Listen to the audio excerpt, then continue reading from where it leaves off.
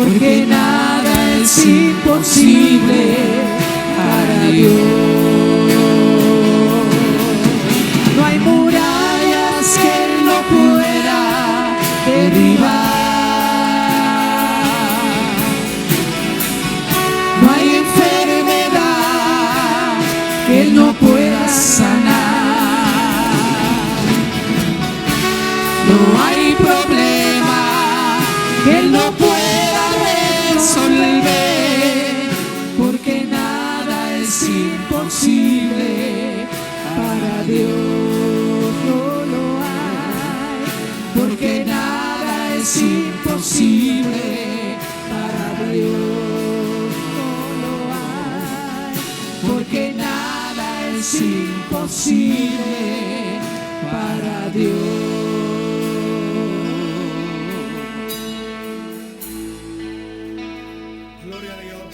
A todos y a todas en esta mañana. Saludamos los hermanos y amigos que nos ven a través de los medios digitales en esta hora. Esta es la voz de la Iglesia Metodista Casa de Restauración desde el barrio Pasto de Bonito en esta programación en esta mañana. Dale share, compartir a la misma, que sabemos ha de ser de gran bendición y edificación para vuestras almas. La iglesia se pone en pie en esta hora.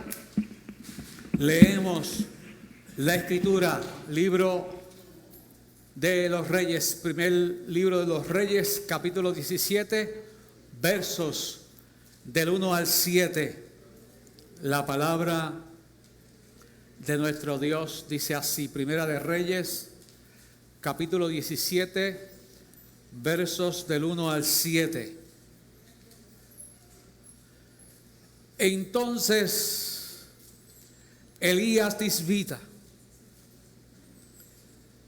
que era de los moradores de Galaad, dijo a Acab: vive Jehová, Dios de Israel, en cuya presencia estoy, que no habrá lluvia, ni rocío en estos años, sino por mi palabra.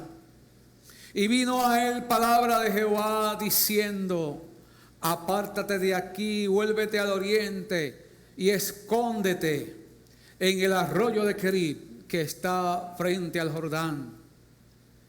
Beberás del arroyo, y yo he mandado a los cuervos que te den allí de comer.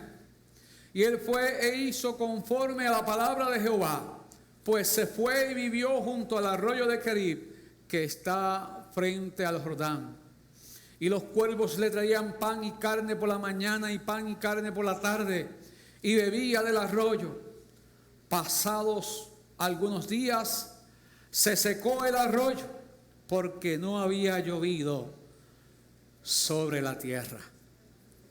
Dios eterno, nos presentamos ante tu presencia en esta mañana.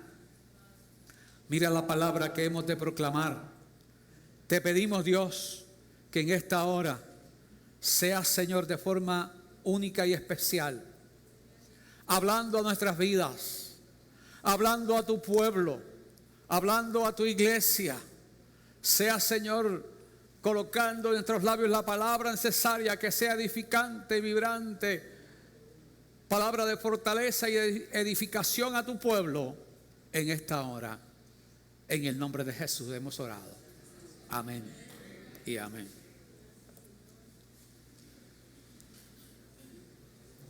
La palabra que Dios ha puesto en nuestro corazón para proclamarla en esta mañana, un título un tanto sugestivo el que le hemos dado: inexplicable provisión. Cuando vemos el contexto de eventos que toman lugar ante el evento que vamos a trabajar en esta mañana, estamos hablando del siglo IX antes de Cristo. Israel ya se había dividido. Había un reino en el norte, Samaria su capital. Había un reino en el sur, la tribu de Judá y Benjamín, Jerusalén, capital de Israel, capital de Judá, que representaría a toda la nación, pero el pueblo estaba dividido. Israel, 10 tribus en el norte, 2 tribus en el sur, llamadas Judá y Benjamín. La capital de Israel, que era Judá, la capital de todo el reino era Judá, y ahora Jerusalén viene a ser la capital de las tribus del sur, donde está el templo de Salomón y todo lo que aquello representaba. Dios había escogido a Israel, todos lo sabemos, como su pueblo y como su nación. De muchas formas y maneras Dios había atendido a aquel pueblo. Lo sacó de Egipto, le entregó la tierra de Canaán, le dio leyes, preceptos, estatutos, para que el pueblo se dejase llevar por ellos. Lo que está aconteciendo con Israel es terrible, porque el pueblo, a pesar de Dios haberlo escogido, guiado y bendecido en gran manera, Israel como nación, como pueblo, como las 12 tribus de aquel entonces, porque ahora estamos hablando, se le llama Israel a las tribus del norte y se le llama Judá y Benjamín a las tribus del sur, o el reino del sur, 2 tribus, reino del norte, 10 tribus, llamado Israel. Y todo esto está aconteciendo luego de la muerte de Salomón. Todo lo que aconteció, sus hijos tomaron control y todo lo que representó. Muchos de ellos comenzaron a hacer lo malo ante los ojos de Dios.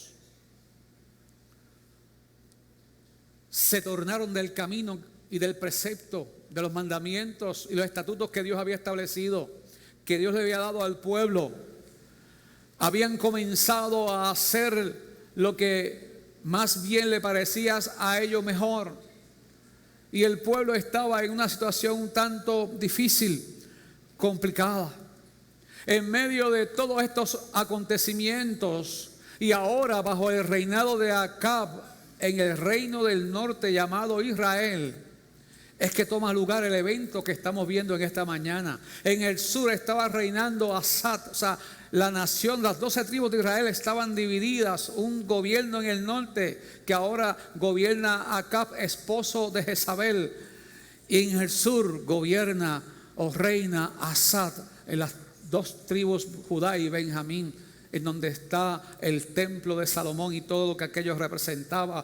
Jerusalén, capital de Israel en el sur, Samaria, capital de las tribus del norte en esa región. Y todo ese evento está tomando lugar. De la noche a la mañana surge la figura de Elías. En este capítulo 17 del libro de los Reyes, que son narrativas de todos los eventos que tomaron lugar y que después también en el libro de Crónicas vuelve y repite parte de la historia de todos los eventos que tomaron lugar en Israel en aquel tiempo para el pueblo. Elías aparece de forma dramática en escena en medio de un tiempo que es de apostasía, en un tiempo de declive moral. Sincretismo religioso se había comenzado en medio de todo lo que Dios había hecho por la nación de Israel como pueblo, las 12 tribus, que les había dado la tierra de Canaán, que los había bendecido, que los había prosperado en gran manera. Aquella nación, aquel pueblo, aquella gente comenzaron a desviarse del precepto que Dios le había dado, de los mandamientos de Dios. Y Dios comenzó a levantar profetas, unos 5 o 6 profetas. Ya han pasado antes que surja Elías en el reino del norte. 4 o 5 profetas Dios había levantado ya en el reino del sur, diciéndole al pueblo: tengan cuidado con lo que están haciendo. Ustedes se están desviando del precepto y el mandamiento que yo les he dado como pueblo. Se han olvidado de mi ley. Se han olvidado que fui yo quien los bendije, que fui yo quien los prosperé, que he sido yo quien le ha dado todo lo que tienen. Y el pueblo siguió desoyendo la voz de Dios. Había un gran declive moral. Cada cual hacía lo que bien le parecía. Se iban a los lugares altos. Allá y le rendían culto a los dioses paganos, hacían altares y se lo dedicaban a los dioses paganos. Cogían la comida que les rendían y que les servían a los dioses paganos, la traían y la consumían y después se la dedicaban también a Yahvé, a Jehová, al Señor. Completamente abominable al mandamiento y al precepto que Dios le había dado. Y Dios está levantando profetas, y Dios está levantando hombres que le están diciendo a toda la nación de Israel, profetas en el norte y profetas en el sur, que le están diciendo al pueblo: tengan cuidado, hay que tornarse a Yahvé, hay que tornarse a Dios, hay que buscar el precepto, hay que buscar el camino, la senda antigua, la ruta que yo les tracé, hay que cumplir mi palabra y el mandamiento que yo les he dado. Dios, en otras palabras, le estaba diciendo: fui claro con el pueblo de que había que servirme, que había que buscarme, que había que apartarse de los lugares altos, que había que apartarse de los dioses paganos, que había que buscarme con todo el corazón, con toda el alma, con todas las fuerzas. Pero el pueblo había endurecido su corazón, pero el pueblo estaba cómodamente viviendo, deleitándose, ufanándose, diciendo: qué bien estamos viviendo, qué muchas posesiones tenemos, qué bueno ha sido Dios con nosotros. Pero lo estaban viviendo de espaldas a Dios, estaban mezclando lo santo con lo profano, estaban haciendo actos, estaban llevando a cabo acciones que iban en contra de la palabra que Dios le había dado como precepto y como ley. Y su entendimiento estaba en cierta forma entenebrecido.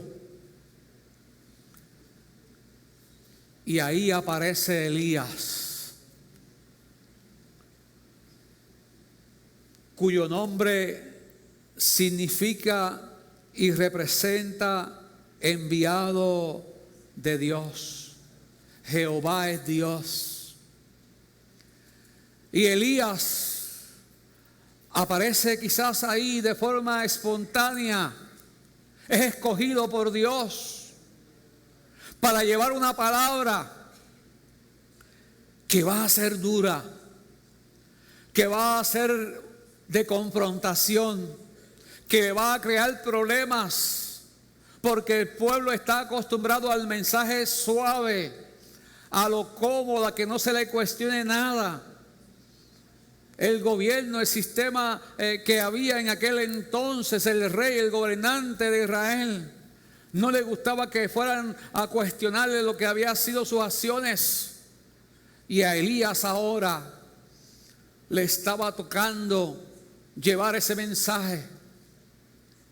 Cuando Dios lo llama, Elías responde de forma contundente, porque era un hombre que amaba a Dios, era el hombre de Dios para aquel tiempo y para aquel momento, para llevar aquella palabra, aquel mensaje al pueblo. Dios lo comisiona, porque ya lo que está pasando en Israel está colmando lo que es la paciencia de Dios. Y Dios le dice a Elías: te estoy escogiendo para decirle a Acab, para decirle a este rey y a este sistema de gobierno, que sus actos, que las cosas que están haciendo, si no las cambian, si no se tornan a mí, si no se convierten de su pecado a seguir guardando mi ley y el precepto que yo les he dado, vendrán tiempos de crisis, vendrán tiempos complicados para Israel, para la nación, para el reino del norte. Y ese mensaje le tocó a Elías llevarlo al pueblo, al rey, al sistema de gobierno. Era un tiempo muy difícil. Dios habló por su profeta de un tiempo de escasez por causa del pecado del pueblo y de sus gobernantes.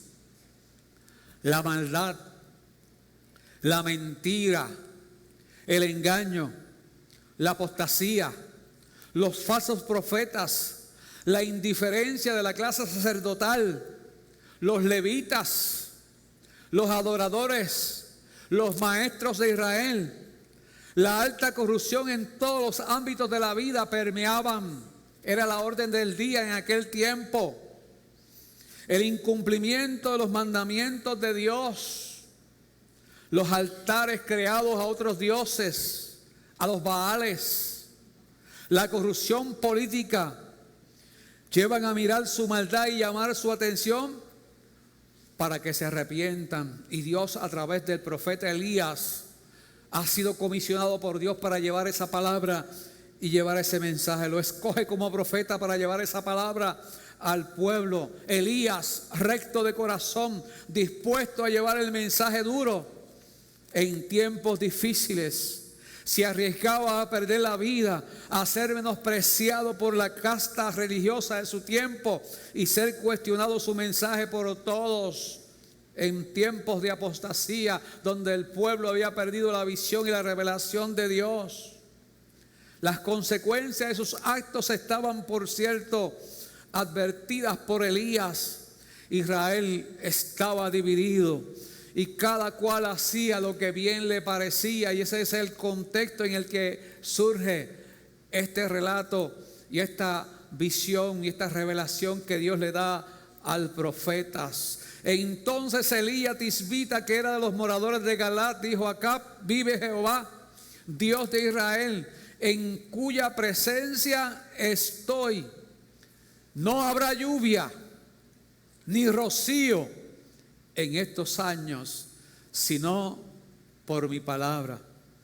Y vino palabra de Jehová al profeta diciendo: apártate de mí, de aquí, y vuélvete al oriente, escóndete en el arroyo de Kerib, que está frente al Jordán.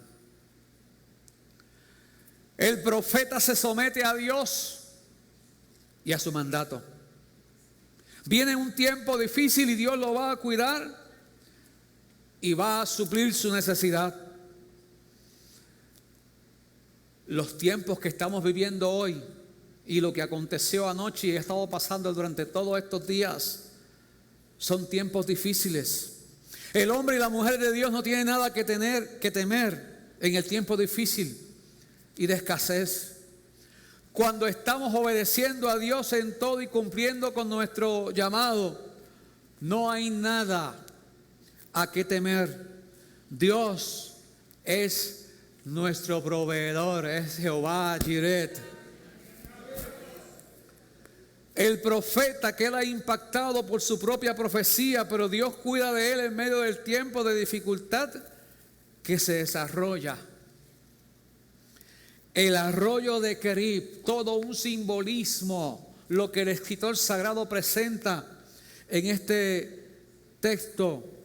Describe un lugar donde la roca es dividida, un arroyo. ¿Qué es un arroyo? Un lugar donde hay agua por tiempos y hay tiempos donde ese arroyo puede secarse. Vete y escóndete en el arroyo de Kerib. Dios lo está llevando a un lugar. Dios le está advirtiendo aún al profeta de lo que viene. Y parecería ser como si Dios lo estuviese preparando para lo que se aproxima. Llegar al arroyo de Kerib y todo lo que implique, y luego enviarlo a la viuda de Sarepta. Parece ser como si Dios estuviese gestando un plan con el profeta y a su vez hablando al pueblo, pero también tratando con el profeta de una forma especial. Parece como si Dios lo estuviese quebrantando, como si Dios lo estuviese preparando para lo que iba a venir para el pueblo. Cuando hablamos de sequía, estamos hablando de elementos necesarios de la vida humana. especialmente la comida. La hambruna se acercaba, había llegado ya aquel tiempo. Querib es un lugar de quebrantamiento, un lugar de separación como preparación al fluir del río. Elías tuvo que atravesar un periodo de quebrantamiento en la presencia del Señor antes que la lluvia pudiera caer, que el agua pudiera fluir. Esta provisión sobrenatural muestra lo que es la fidelidad de Dios en tiempos difíciles. ¿Cuántos adoran su gloria en esta mañana? En tiempos de sequía, Dios nos guía a fuentes de agua de vida. Nos lleva a aguas salutíferas. Está con nosotros. No nos abandona. No nos deja.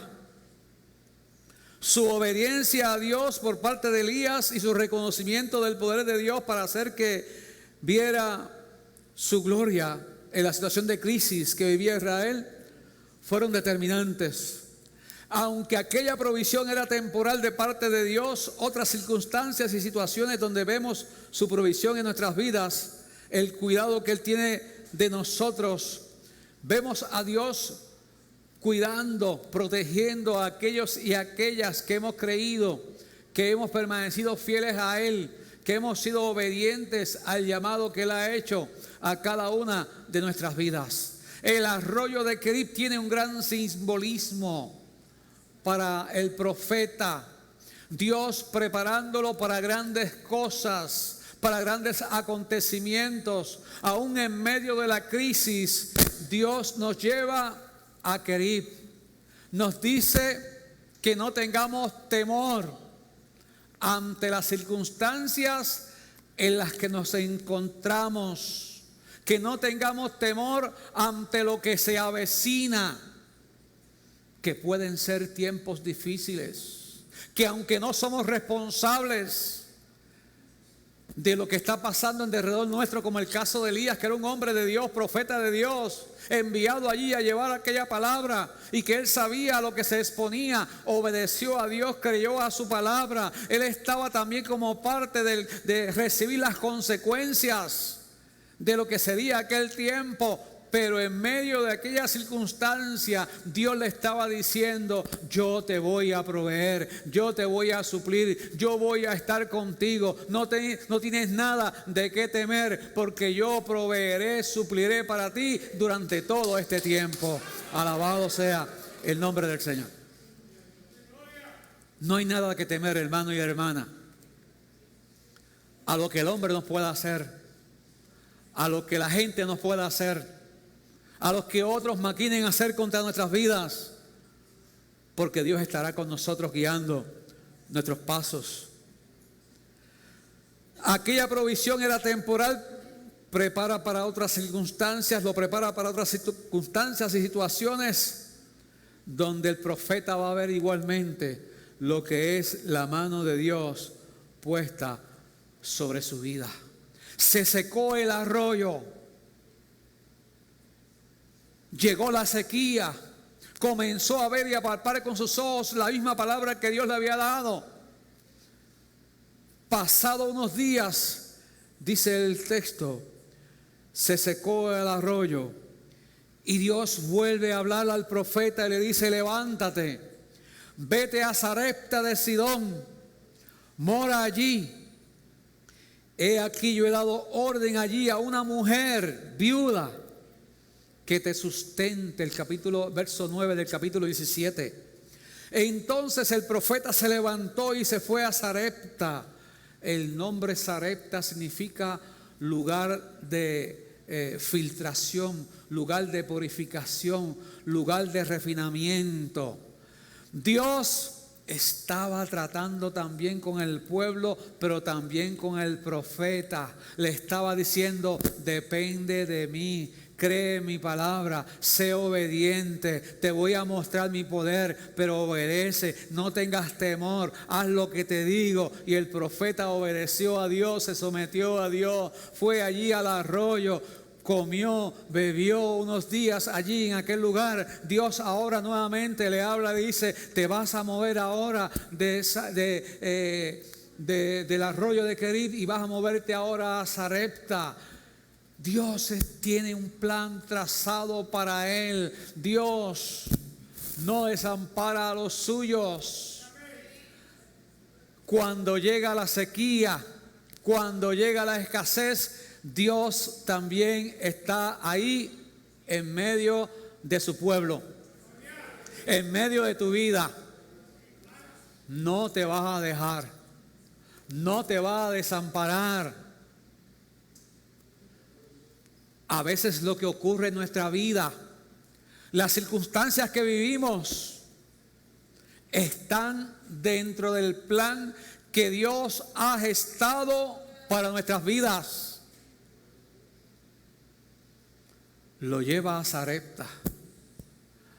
Allí Dios va a seguir trabajando con el profeta.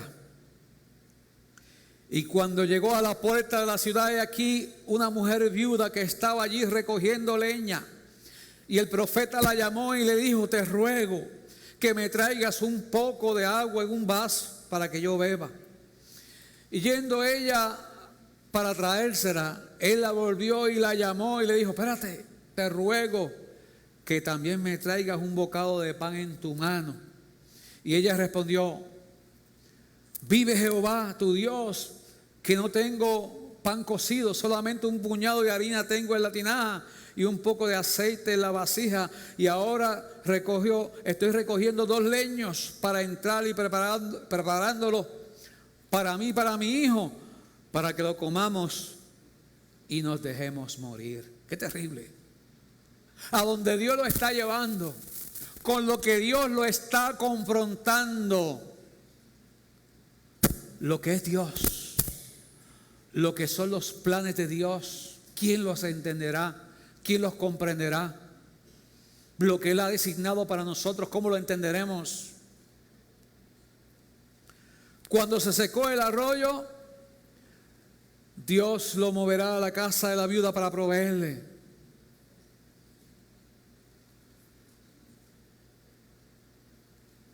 Es como si Dios lo hubiese llevado al torno, como si fuera la vasija, Dios lo estuviese llevando allí al torno para darle forma, para refinarlo. Eso era lo que el profeta estaba viendo y enfrentando. Dios nos va a refinar porque Él es nuestro alfarero. Nos va a sanar, nos va a libertar, nos prepara, nos va capacitando para grandes cosas. Lo que está pasando con el profeta, inexplicable, la provisión que Dios le va a dar, le está dando, lo que Dios está haciendo. Ahora aparece en escena otro elemento.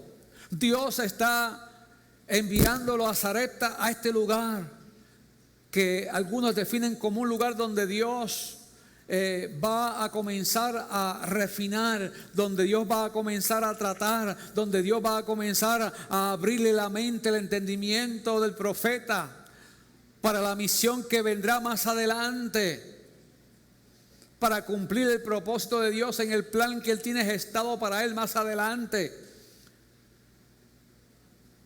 Y lo inusual e inexplicable de esta provisión de parte de Dios, cuando dice que Dios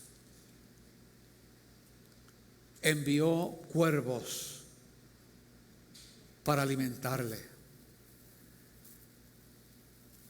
Inexplicable lo que está pasando. Los cuervos eran animales inmundos. Eran abominables dentro de la cultura judía. Si queremos interpretar el texto como algunos lo han interpretado, que Dios haya escogido cuervos, ¿cómo le llevarían el alimento? ¿Cómo le llevarían la comida? ¿Cómo entender el milagro de provisión que ocurrió en este caso a Elías que era un profeta de Dios, que conocía la ley, que amaba a Dios en gran manera, ¿cómo él podía aceptar que quien fuese a alimentarlo sería este animal inmundo? Poco complicado entenderlo. Otros afirman, dentro del milagro poderoso que Dios hizo de provisión e inexplicable a este hombre,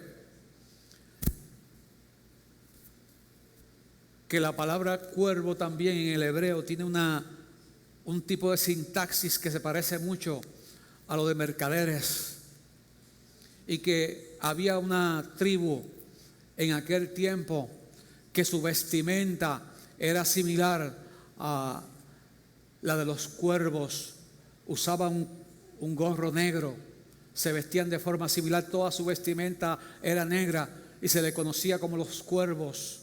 Y esta gente, que eran mercaderes que se pasaban transcurriendo de un lugar a otros, fueron los que alimentaron a Elías en ese transcurso de tiempo.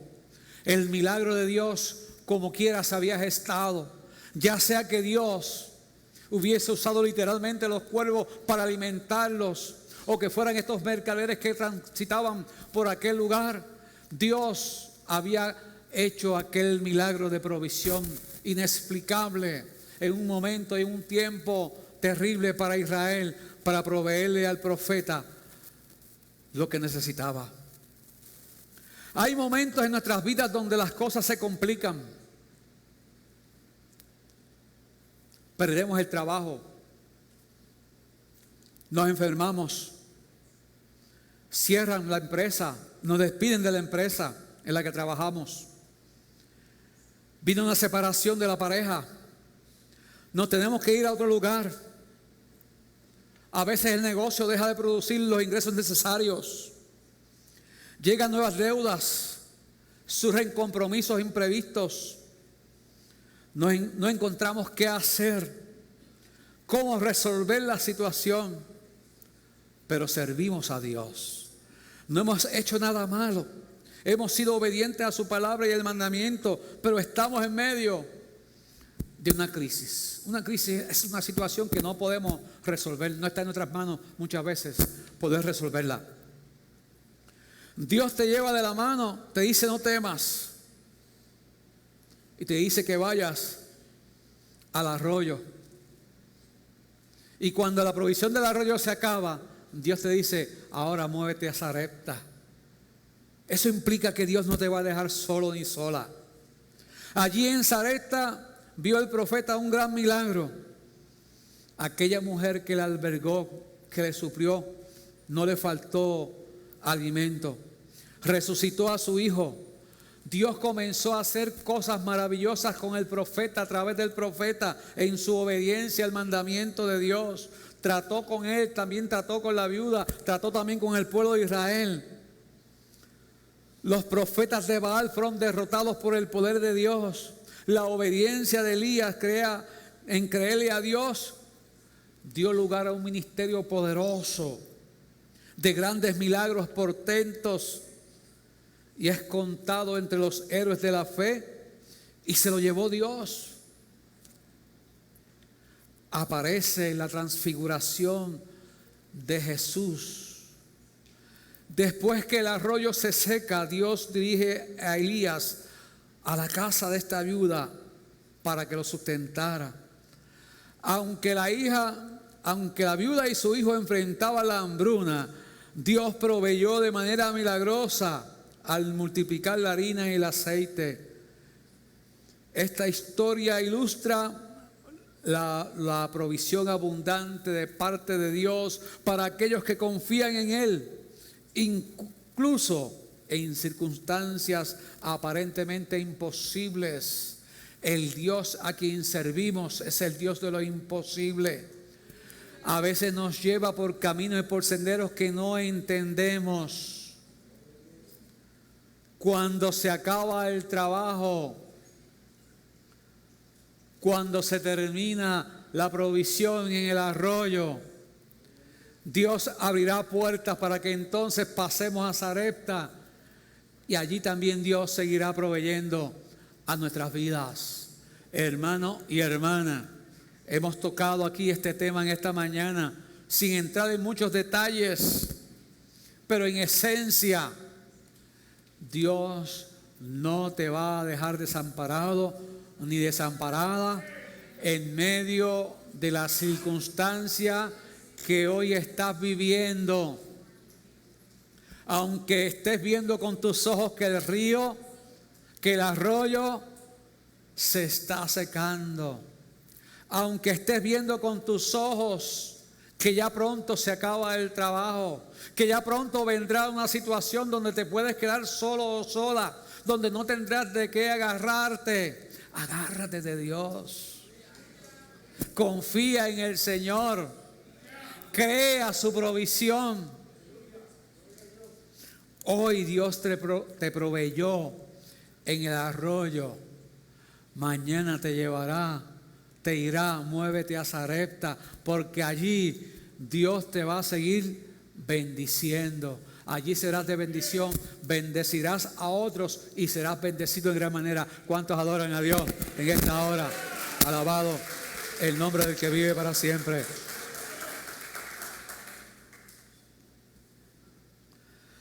La historia de Elías nos enseña que la provisión de Dios es ilimitada, creativa y oportuna. En medio de la sequía, la escasez o las pruebas, podemos confiar en la fidelidad de Dios para suplir todas nuestras necesidades. El ejemplo de Elías al confiar en la provisión divina y vivir con fe en el Dios que suple abundantemente según sus riquezas en gloria. Esa provisión divina va más allá de nuestras necesidades físicas, abarca nuestra vida espiritual, emocional y aún social. Confiemos en su soberanía, en su bondad en todas las áreas de nuestras vidas, sabiendo que Él suplirá todas nuestras necesidades conforme a sus riquezas en gloria y a su perfecta voluntad. A través de toda la Escritura encontramos textos que nos hablan Dios supliendo y proveyendo a su pueblo, a aquel hombre y a aquella mujer que ha sido fiel y ha creído en la palabra de Dios. El maná del cielo en el desierto, el aceite de la viuda, la multiplicación del pan y los peces, el agua que brota de la roca y otros eventos que toman lugar en medio del pueblo.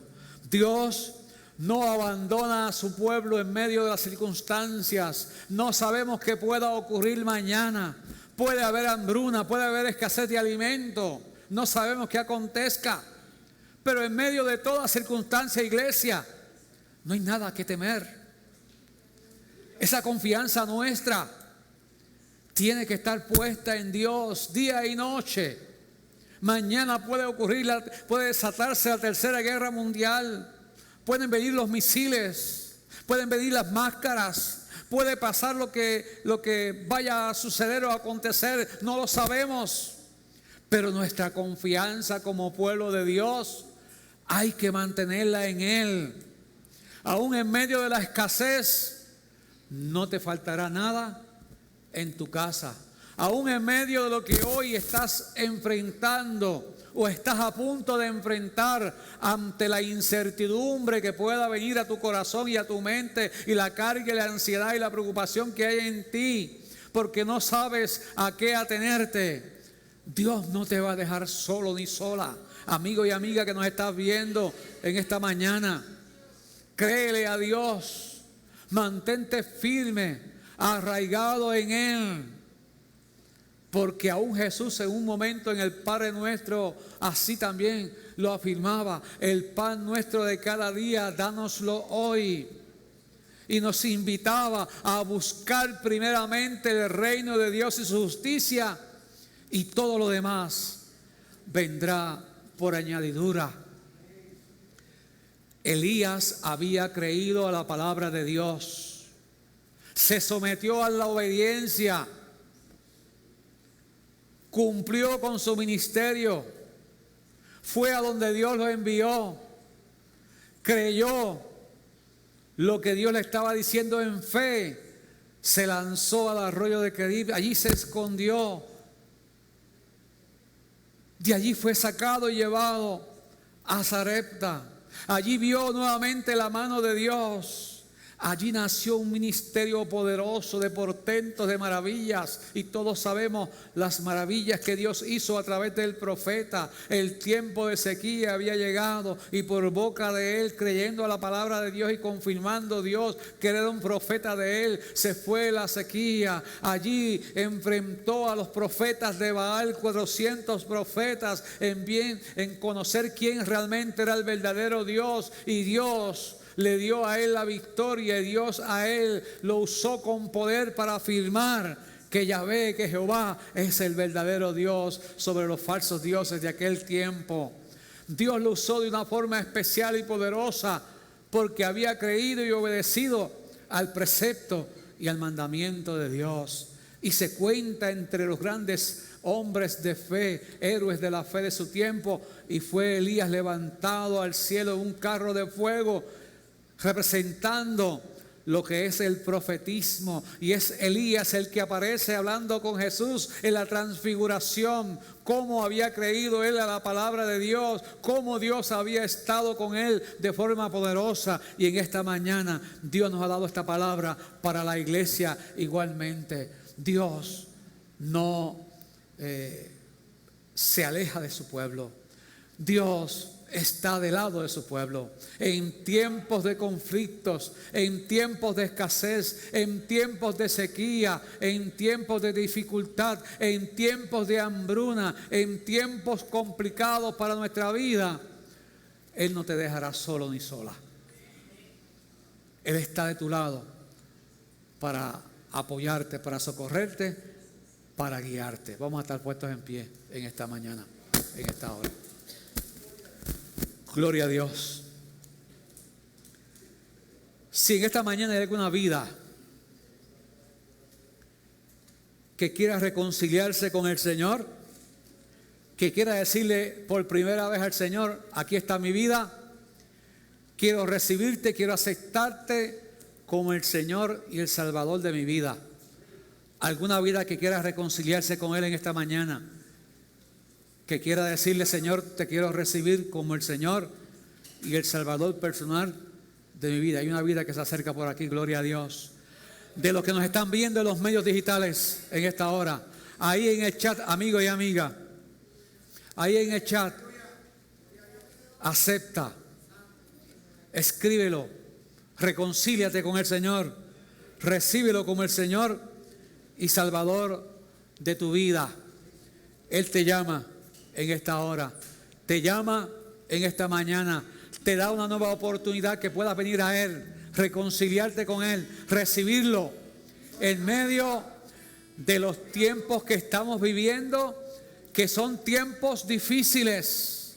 Amigo y amiga que nos estás viendo, hermano y hermana que estás aquí, los tiempos que vivimos son tiempos proféticos, donde vemos la palabra de Dios cumplirse, donde Dios una vez más le sigue dando una oportunidad a la humanidad para que se reconcilie con Él, a su pueblo para que enderece su camino con Él, a la gente para que le dé una oportunidad en sus vidas, porque vienen tiempos difíciles y hay que estar tomado y agarrado de la mano del Señor. Vamos a orar por esta vida en esta mañana, en esta hora. Gloria al nombre del Señor. ¿Aceptas a Jesús como el Señor y Salvador personal de tu vida?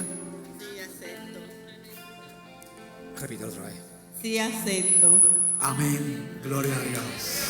Qué bueno el Señor.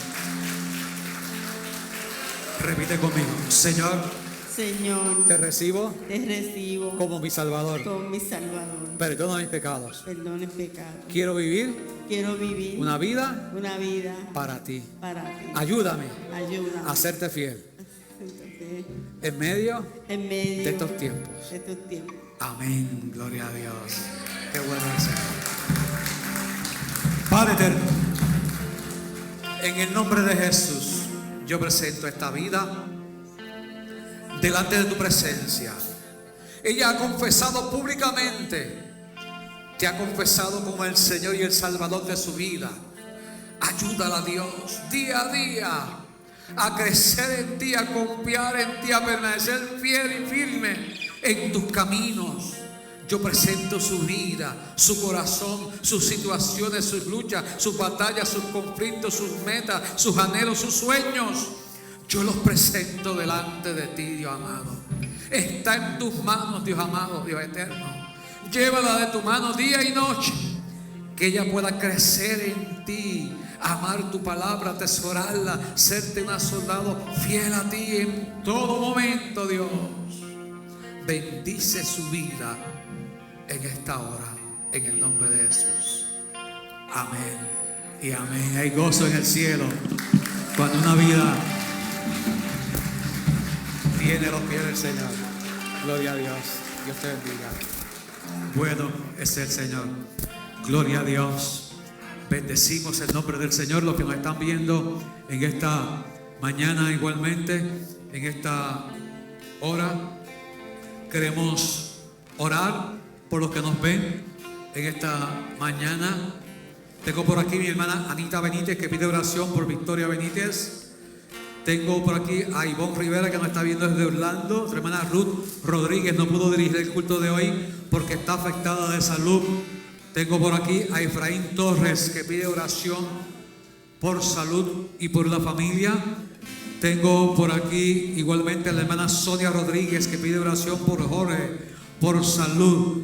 Tengo por aquí a mi hermano Toño Rodríguez. Toño, Dios te bendiga, qué bueno que estás en la sintonía con nosotros. Tengo al reverendo Sammy Pillot. Sammy, Dios te bendiga, qué bueno que estés con la programación nuestra en esta mañana, gloria a Dios. Oramos también en esta mañana por David Rodríguez en esta hora. Padre eterno, mira a los que nos ven a través de los medios digitales en esta mañana. Los presentamos delante de ti en esta hora. Mi hermano Toño también me dice en este momento que quiere aceptar al Señor como el Salvador personal de su vida. Gloria a Dios. Santo y bendecido el Señor. Qué bueno, Toño. Qué bendición. Ahí en tu casa donde estás, dile al Señor: Señor, perdona mis pecados. Ayúdame a serte fiel. Quiero vivir una vida para ti. Llévame de tu mano en esta hora. En el nombre de Jesús, Señor, yo lo presento a Él delante de ti. Tómalo, Señor, de tu mano. Guíalo. Que Él pueda crecer en ti. Que Él pueda ser un soldado fiel tuyo, Dios, en esta hora. En el nombre de Jesús. Amén y amén. Oramos por estas vidas. Cada una de ellas las presentamos delante de ti en esta mañana. Estas vidas que han venido a tus pies, las presentamos, Señor. Cuídalas, guárdalas, que puedan crecer en ti, Dios amado. Llévalas de tu mano. Los que están enfermos, los presentamos delante de tu presencia. Los que estamos aquí, este pueblo que se ha reunido aquí en esta mañana, lo presentamos delante de ti en esta hora. Cuídalo, Dios. Provee, suple, quita todo temor, quita toda ansiedad. Llévanos, Dios, día y noche de tu mano. Que nuestra confianza siempre esté puesta en ti, Dios amado, en todo momento. De forma especial a estas vidas, a Toño y a esta nuestra hermana que ha pasado aquí al frente en esta hora, Señor eterno. Guíales, Dios amado. Llévales, Señor. Protégeles. Cuídales. Sé con ellos. Mi hermana Luz, mi hermano Toño igualmente. Sé con ellos en esta hora. En el nombre de Jesús hemos orado. Amén y amén. Fuerte el aplauso para nuestro Dios en esta mañana. Nos gozamos y nos alegramos en Él.